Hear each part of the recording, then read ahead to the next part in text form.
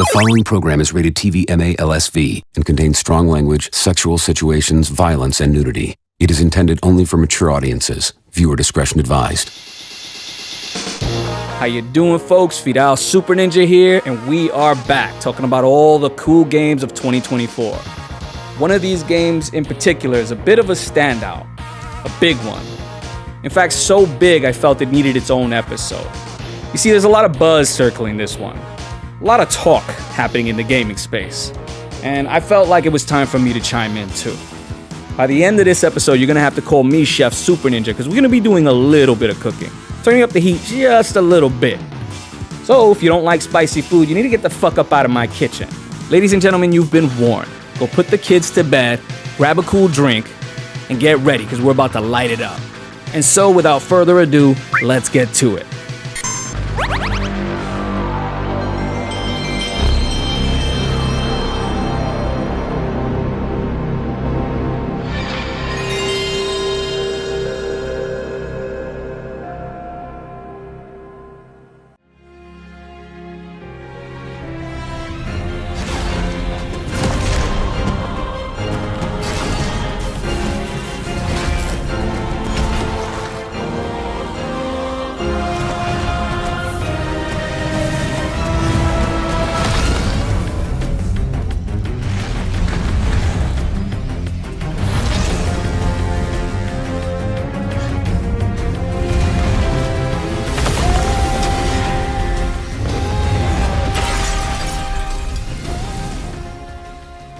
Stellar Blade.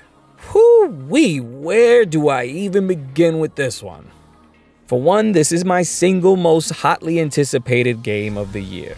In fact, it is one of the very few reasons I even bought a PS5. Now, a few years ago when I was just getting my channel started, I did a preview look at this game. About the titular character's sex appeal. Did you just say tits? Oh yes I did, Joe from GameSack. Tits, ass, skin-tight suits, and some ridiculously fun camera angles to boot. This game is proudly celebrating its sex appeal.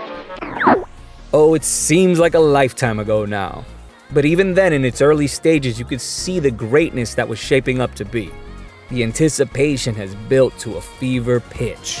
And here we finally are at the edge of sweet release. Despite many controversies along the way, Stellar Blade is here to kick ass and chew bubblegum. And I couldn't be more fucking hyped for it. Now it's time to gather what's lost. Show me how to slow down and to shine bright. Wherever you go, then I'll be your side, so that we can see.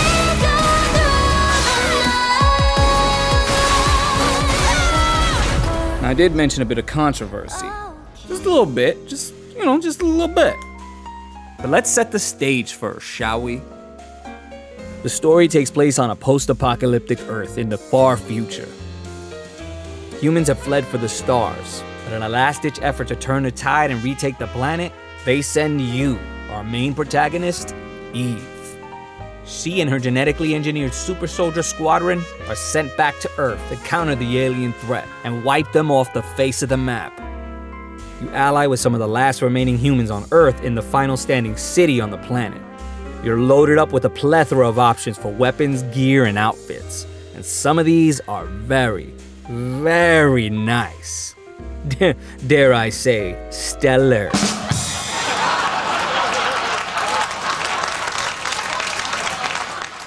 Oh, brother, this guy stinks! This, of course, is where most of the controversy stems from. The characters of this game are insanely beautiful and modeled after some of the most gorgeous women Korea has to offer. Ooh, yeah! This game sets the beauty bar on 11. Now, if you're normal, that probably sounds like a lot of fun. Us guys are getting a brand new IP to celebrate, and everybody should be happier for it. Of course, this is 2024, and we can't just have nice things. Well, not without a bunch of bullshit tied to it. You see, Stellar Blade is one of the central talking points of the ongoing culture war. Ooh, the culture war. Gaming journalists and alike do all they can to condemn this game, as it's considered an assault on their enlightened sensibilities. I predicted they would do as much years ago in my original reviews. Really loving this art style. Sadly, well before this game even hits its release date, I could already hear the righteous Puritans preaching from their soapboxes and will no doubt face criticisms and unfair scrutiny for it. But look, if I had to sit through Abby's fugly ass getting railed in The Last of Us 2, and then listen to those same folks praise that as high art in the years that followed, then you could let us have our hot over-the-top Korean waifu.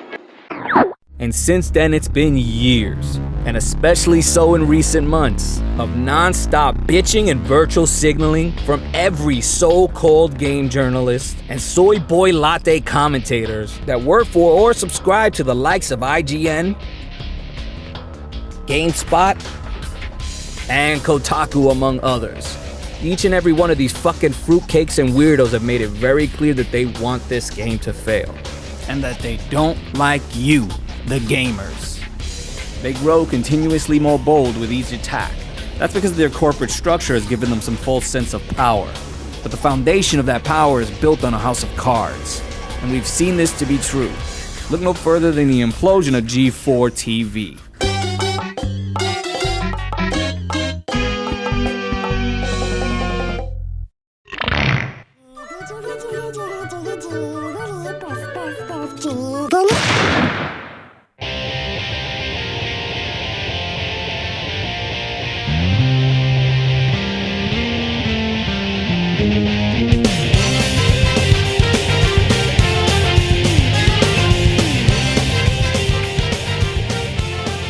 Around the early 2000s, I was stoked to learn that we had a cable channel dedicated to video games and all things geek related, G4 TV.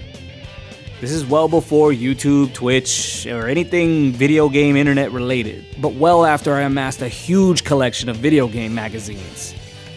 G4 TV is very much what I imagine publishing companies were like behind the scenes. GamePro magazine, Nintendo Power, Electronic Gaming Monthly. The gaming journalists, TV hosts, and industry insiders brought me years of great times. They all just seemed like the coolest people. These were my people. For the geeks and gamers of the world, these were our people. Kristen Adams, Blair Butler, Jessica Chobot, Chris Gore, Tommy Tellerico, Adam Sessler, Morgan Webb, Kevin Pereira, and of course, Olivia Munn. I can go on listing a ton more names, but I'll stop there. I loved G4. It was juvenile, silly, raunchy fun, but I learned a lot about gaming and gaming culture through this network. If you want to learn more about G4, I suggest checking out Chris Gore's Attack of the Doc. It's a full-length feature documentary covering the behind-the-scenes and inner working of the G4 network. Eventually, the network would go to pull the plug on all the shows, and G4 was canceled for many years. In its absence was the rise of the YouTuber, the Twitch streamers, websites like IGN, Kotaku, The Gamer. After many years, we suddenly get an announcement about a G4 reboot. I was hype. The return of so many of my favorite cast members, and the inclusion of new ones, including Austin Creed, or Xavier Woods as he's known in WWE. Wow, WWE superstar Xavier Woods, aka Austin Creed. Hi, what you doing here? To be completely honest, I was coming to, crash the party, but now I guess I'm saving the day. The host of his own YouTube channel, Up Up Down Down, a multi-time tag team champion, and a pretty cool guy by most accounts. Creed is an unsung MVP of G4 and gaming in general. This wasn't just a job for him, he's a true fan. He understood what it meant to have the coveted position he earned. The opportunity to talk to gamers about gaming. He loves this shit. And as someone who aspired to be a game journalist, I could relate to his exact sentiments. We made a horrible, horrible mistake. Yes, failed network, failed reunion special, fail, fail, fail. Not even close. G4 was never about being perfect. Got that right. G4 was about having fun with your friends, playing video games, and most importantly, coming together around things that we all genuinely love. Like marijuana. But let's be real, it didn't matter how bad my day was. The thing that I knew was gonna get me through was the fact that I could just turn on the TV and see y'all's faces. All seemed well in the land of video games. But of course, this is current day, and we can't have nice things. You're about to get frostbitten. Oh no. Sexism in gaming.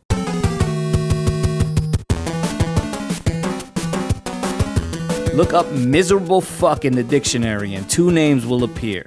Adam Sessler, the once beloved gaming personality, one of the key players of the original G4's successful run, embraced his TDS and was attacking the very gamers who got him to the dance. His social media posts against them were made out of the stuff that a psychiatrist could build a career out of. Seeing him spew this kind of vitriol towards gamers was pretty jarring. I didn't always agree on his takes. In fact, I vehemently disagreed with him on most things. I wasn't his biggest fan, but I respected where he was coming from, and was actually on my way to getting a job in the new G4. I was just starting my YouTube channel. The stars seemed to be lining up for me. A G4 reboot was a pleasant surprise, but seemed like a dream gig for me. When suddenly stuff like this was coming out, when all of that came to a sudden halt. Enter Indiana Black, aka Frost Curran. Her very presence in the company should have been all the red flags I needed to stay as far away from this brewing shitstorm of a reboot as I could. Some genius exec at G4, no doubt with their finger on the pulse of the modern audience, thought it would be a good idea to follow up this with this. Seriously, what the fuck are you doing?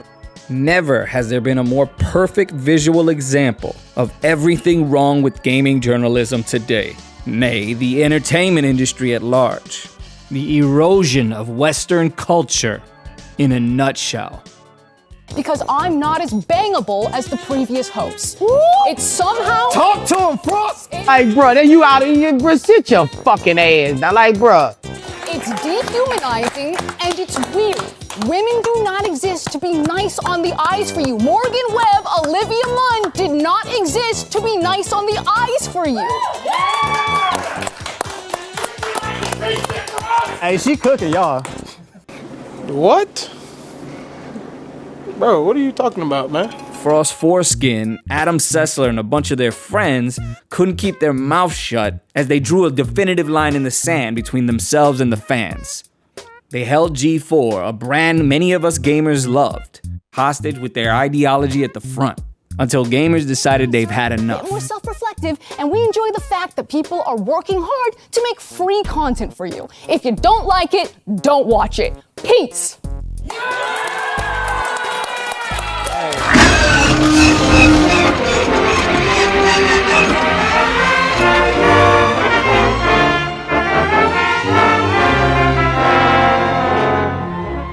The gamers stopped caring, the money dried up, the spineless corporate managers jumped ship, everybody else was fired. Adam Sessler and Frost Curran crawled back into the holes that they came from, and nobody's missed them since. G4 sunk into the sea, and the same fate awaits every company that caters to these people. The numbers do not lie. And they spell disaster for you as sacrifice! The fate of G4 TV should stand as a cautionary tale, but alas, history seems doomed to repeat itself. Stellar Blade, Sweet Baby Inc., Gamergate 2. The way the media has been going about covering these things is all wrong. Even during the console wars, things weren't this contentious. There were always debates and arguments, but even when they got heated, it was always in good fun. Just geeks being geeks. You turned what was once a beautiful, fun hobby and brought your culture war here. And now gamers like me see right through you. Enough is enough, and it's time for a change! You don't represent us, you don't speak for us. The gamers, the common man, the real world. The echo chamber you guys live in is a fantasy. Castles are made of sand. The success that Stellar Blade will see will show you just how small it really is. And this will validate every word I'm saying. All we wanted was for them to review the games. Review the games! They couldn't help themselves. Their programming had to have activism. And we're seeing this behavior across the board in entertainment media. Stellar Blade has brought out the worst in these people.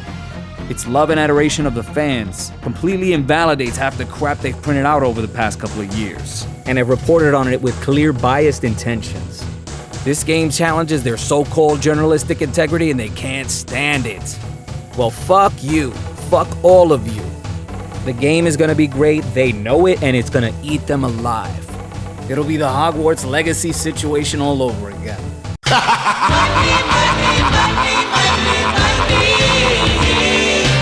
How'd that boycott work out for you guys? Wondering if this one's gonna get snubbed at the Game Awards too. Jeff Keighley, we see you, bitch.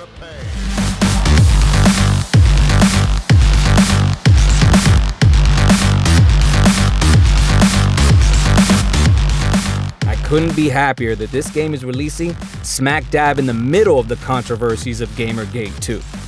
For years, gaming journalists have been in bed, figuratively and literally, with game developers and studio personnel, feeding us all a steady diet of bullshit. Bullshit. Gaming and gamers have suffered for this, especially in the corporate committee-controlled AAA space.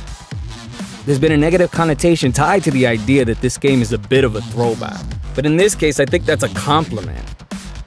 Stellar Blade looks like it's taking all the great things we loved about some of video games past and combining them beautifully with some of the power, tech, and innovations of today.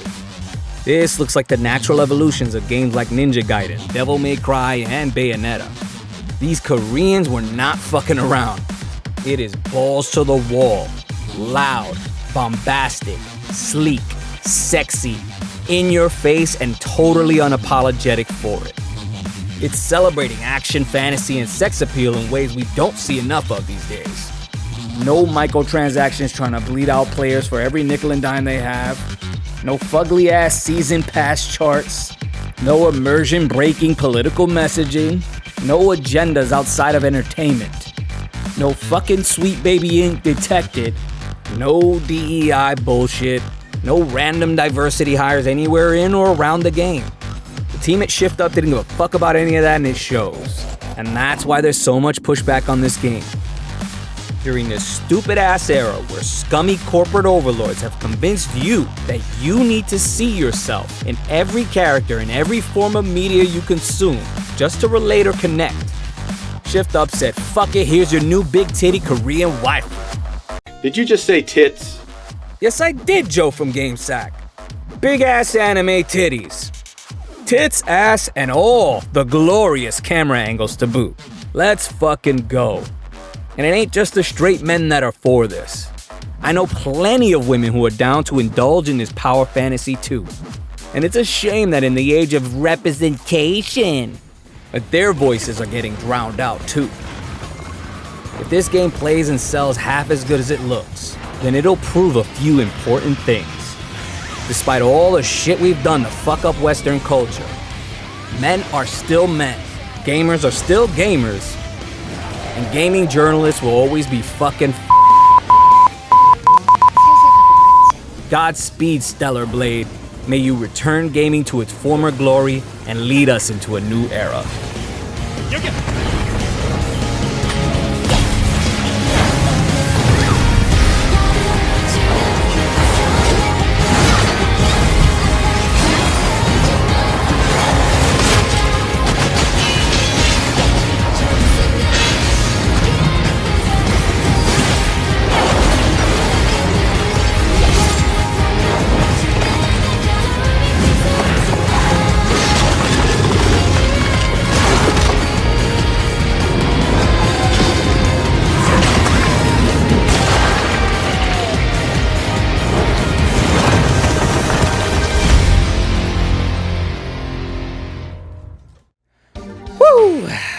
Felt good to get that off my chest, and there's plenty more where that came from. So if you like what you saw, please like, share, subscribe, tell your friends about the channel. Anything to help a ninja out would be greatly appreciated. And be sure to come back next time as we continue our look at the cool games of 2024, 2025, and beyond. In the meantime, don't forget to stay classy, stay cool, and of course, be excellent to each other. This is Vidal SuperNinja signing out.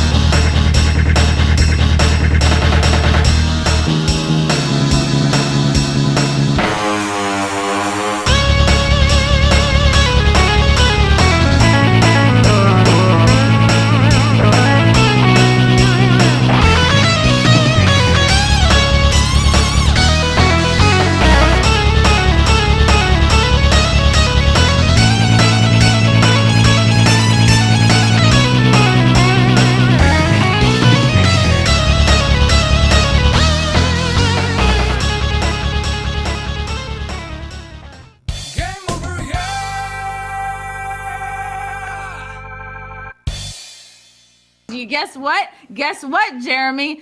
Guess what? You can't spell ratio without she.